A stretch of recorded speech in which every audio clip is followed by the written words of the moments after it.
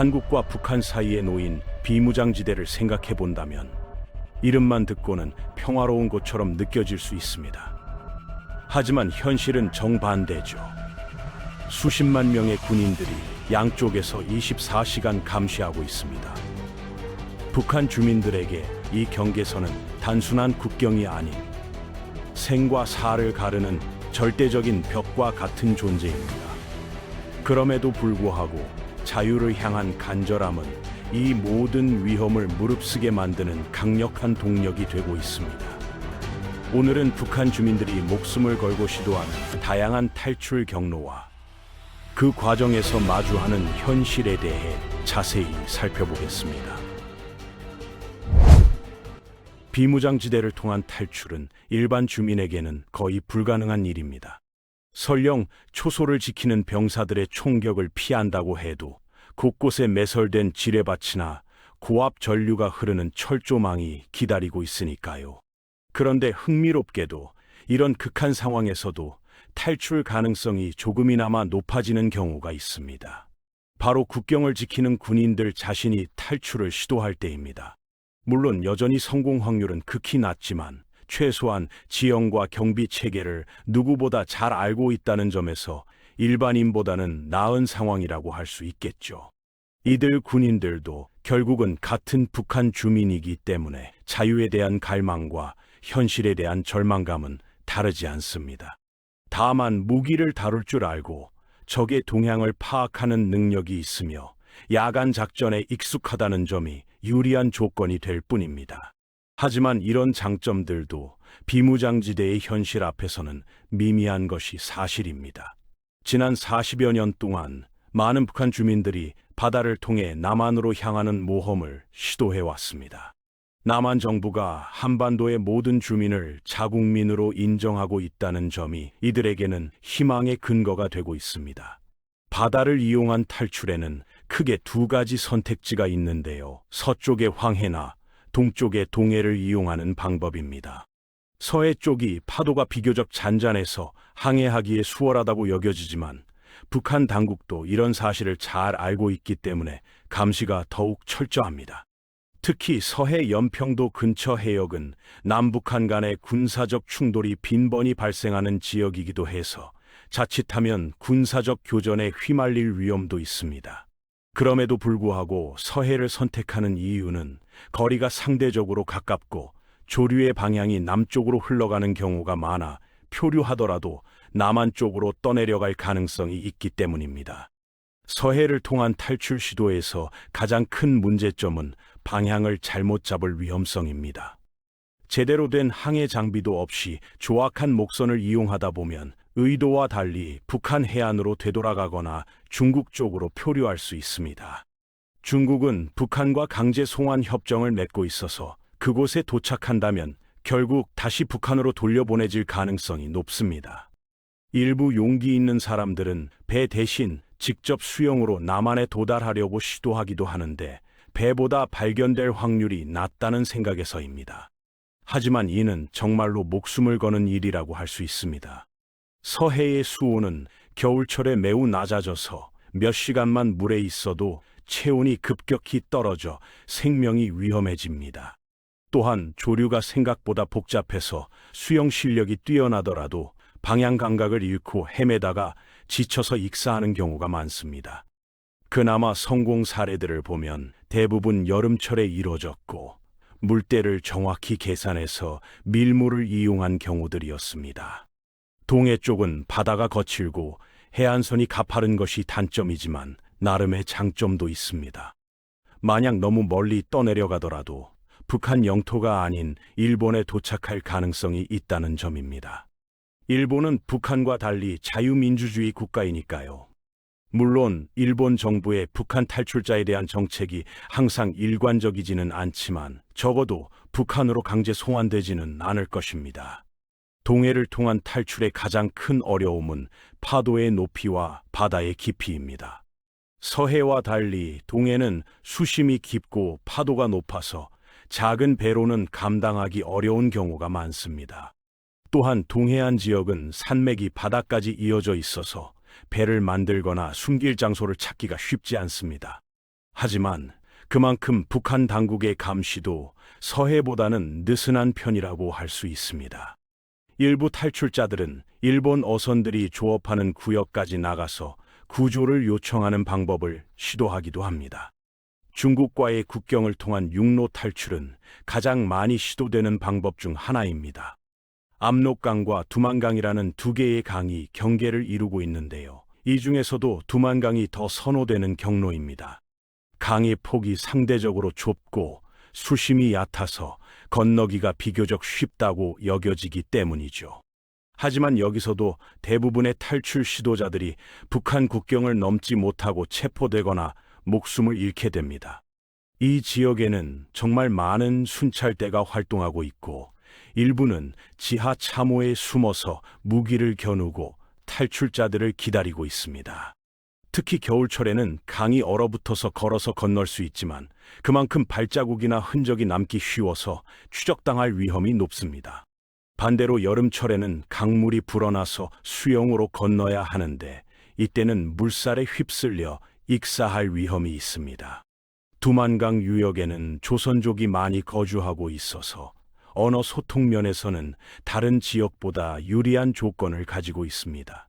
하지만 이런 지역적 특성 때문에 중국 당국의 감시도 더욱 강화되어 있고 밀고자들도 많이 활동하고 있어서 방심할 수 없습니다. 설령 중국 땅을 밟는데 성공한다고 해도 진짜 어려움은 그때부터 시작됩니다. 중국은 전 세계에서 가장 발달하고 광범위한 감시 체계를 운영하고 있기 때문입니다.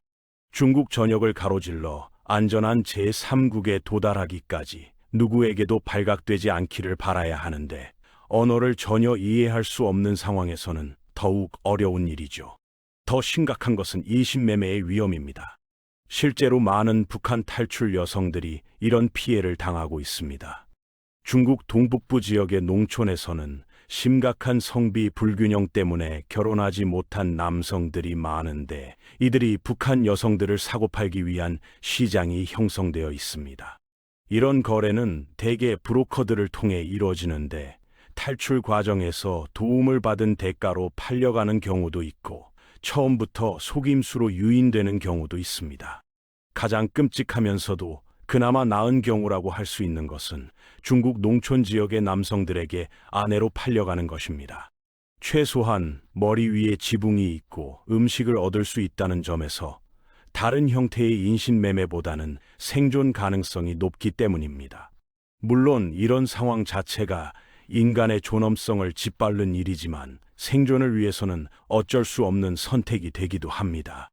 이런 강제 결혼 생활에서도 언어 장벽과 문화적 차이, 그리고 언제든지 신고당할 수 있다는 두려움 때문에 정상적인 인간관계를 맺기는 어렵습니다. 많은 여성들이 이런 상황에서 아이를 낳게 되는데 이 아이들은 중국 국적을 얻지 못해서 또 다른 사회적 문제가 되고 있습니다. 중국에서 상대적으로 안전한 장소로 여겨지는 곳이 베이징에 있는 한국 대사관과 유엔 난민기구 사무소입니다. 이런 곳에 도착하면 중국 당국으로부터 면책 특권을 얻어 체포되지 않을 수 있습니다. 문제는 중국 경찰들이 이런 곳 주변에 항상 대기하고 있어서 애초에 건물 안으로 들어가는 것 자체가 매우 어렵다는 점입니다. 또한 한국으로 가기 위해서는 결국 대사관을 나와서 비행기를 타야 하는데 그 과정에서 다시 중국 당국에 노출될 위험이 있습니다. 베이징까지 가는 것도 쉬운 일이 아닙니다. 동북부 국경지역에서 베이징까지는 수천 킬로미터의 거리가 있고 그 사이에는 수많은 검문소와 감시 카메라들이 설치되어 있습니다. 기차를 이용하려면 신분증이 필요하고 버스를 타더라도 수시로 검문을 받게 됩니다. 중국에는 아시아 지하철도라고 불리는 비밀 네트워크가 존재합니다. 이는 중국을 가로질러 동남아시아의 안전한 국가들까지 이어지는 위험한 지하 경로들을 말합니다. 동남아시아 각국은 북한과 서로 다른 수준의 관계를 맺고 있는데요. 그 중에서도 태국이 가장 안전한 목적지로 여겨집니다. 태국은 탈출자들을 북한이 아닌 한국으로 보내주는 정책을 유지하고 있기 때문입니다. 그런데 태국에 도달하기 위해서는 먼저 라오스를 통과해야 합니다. 라오스는 탈출자들에게 우호적이지 않은 국가이고 중국과 마찬가지로 정규 검문소를 통과할 수는 없습니다. 따라서 험준한 산악지대와 정글을 뚫고 가야 하는데 설령 그 과정을 견뎌낸다고 해도 마지막에는 악어가 서식하는 메콩강을 건너야 합니다. 이런 이유로 많은 북한 주민들이 태국 국경을 넘자마자 스스로 경찰에게 항복하는 경우가 많습니다.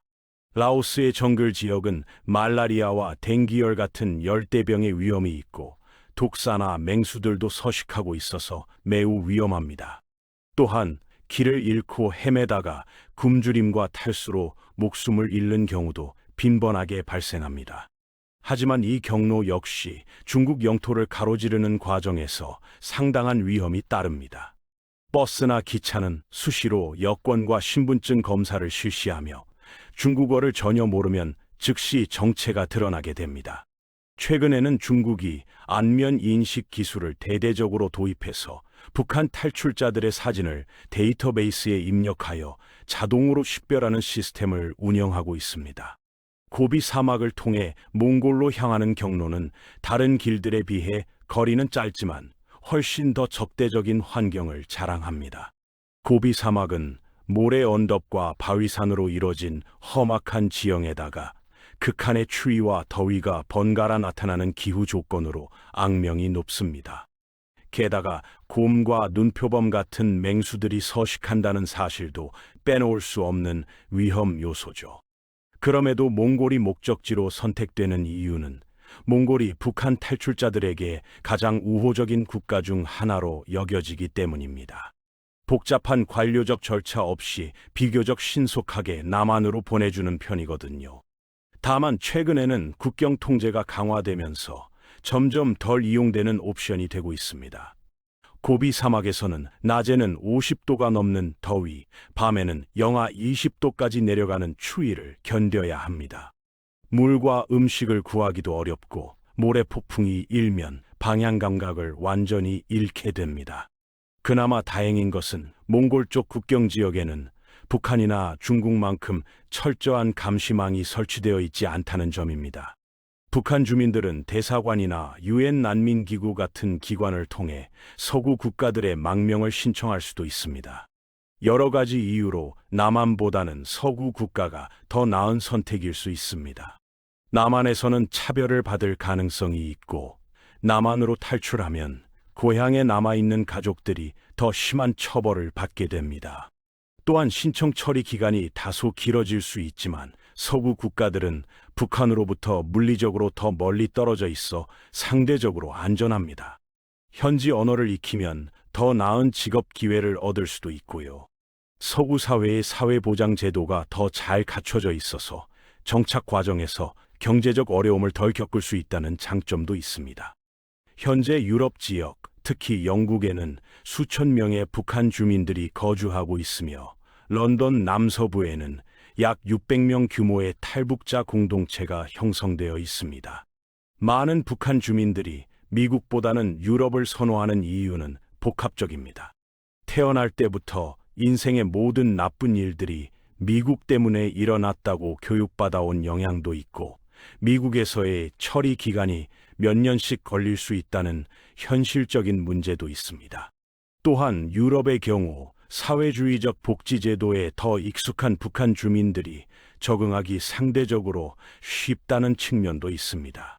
언어적 측면에서도 영어는 북한에서 제2 외국어로 배우는 경우가 많아서 다른 유럽 언어들보다는 학습에 유리합니다. 북한의 교화소나 관리소에서는 사람들이 먹을 수 없는 음식과 비참한 주거 환경, 그리고 미친 듯한 노동 시간으로 지옥 같은 삶을 살고 있습니다. 놀라운 사실은 북한이 자국 영토뿐만 아니라 러시아 같은 해외에도 노동 수용소를 운영하고 있다는 점입니다. 북한 노동력이 해외에 가장 많이 파견되는 곳이 바로 러시아입니다. 이들은 대개 시베리아의 외딴 지역에 있는 벌목 수용소에서 일하는데 극심한 혹독한 겨울을 견뎌내야 합니다. 러시아의 노동 수용소들은 북한 국내의 것들과 비교해도 전혀 나을 게 없는 열악한 조건을 가지고 있습니다. 하루 12시간 이상 중노동을 해야 하고 제대로 된 난방 시설도 없이 영하 40도까지 내려가는 추위를 견뎌야 합니다. 그럼에도 불구하고 북한 주민들은 항상 러시아로 보내지기를 원합니다. 이유는 간단합니다. 그런 수용소들은 북한 국내처럼 경비가 삼엄하지 않기 때문입니다. 국경선이나 지뢰박 같은 것들이 없어서 탈출이 훨씬 수월하거든요. 하지만 러시아 수용소로 보내지기 위해서는 까다로운 조건들을 충족해야 합니다. 북한 정부는 건강 상태, 당에 대한 충성도 이력, 자녀 유무 등을 철저히 심사합니다. 마지막 조건이 가장 문제가 되는 이유는 가족을 해치겠다고 위협해서 탈출을 막으려 하기 때문입니다. 그래서 대부분의 경우 가족 중 한 명만 러시아에 보내고 나머지 가족들은 북한에 남겨두어 인질로 활용합니다. 이런 시스템 때문에 러시아에서 일하는 북한 노동자들의 대부분은 탈출을 시도하지 못하고 계약 기간이 끝나면 다시 북한으로 돌아가게 됩니다. 탈출에 성공한 사람들에게는 두 가지 선택만 남습니다. 가족들을 도와서 함께 탈출시키거나 아니면 가족을 완전히 포기하고 혼자만 자유를 누리는 것입니다. 후자를 선택하는 경우가 생각보다 드물지 않지만 그들을 쉽게 판단할 수는 없을 것 같습니다. 극한 상황에서 내리는 선택이니까요. 많은 탈출자들이 가족을 구하려고 다시 북한 근처로 돌아가다가 체포되어 모든 것을 잃는 경우도 있습니다. 반면에 혼자만 탈출한 사람들은 평생 죄책감과 그리움에 시달리면서 살아가야 하는 고통을 감내해야 합니다. 사회 계층이 높은 북한 엘리트들은 일반적으로 탈출을 시도하지 않습니다. 가난한 사람들보다 훨씬 철저한 감시를 받고 있기 때문이죠. 혹시 탈출하는 경우가 있다면 그것은 빈곤이나 굶주림 때문이 아니라 지적 자유를 찾아서입니다. 이런 부유한 북한 사람들 중 상당수가 해외 군사 정부나 국영 기업에서 일한 경험이 있어서 다른 나라들이 어떤 곳인지 직접 체험해 봤기 때문입니다. 그래서 자신들이 얼마나 감옥 같은 곳에 살고 있는지 절실히 깨닫게 되는 거죠. 하지만 이들의 탈출이 더 어려운 이유는 주변에 감시자들과 밀고자들이 훨씬 많다는 점입니다.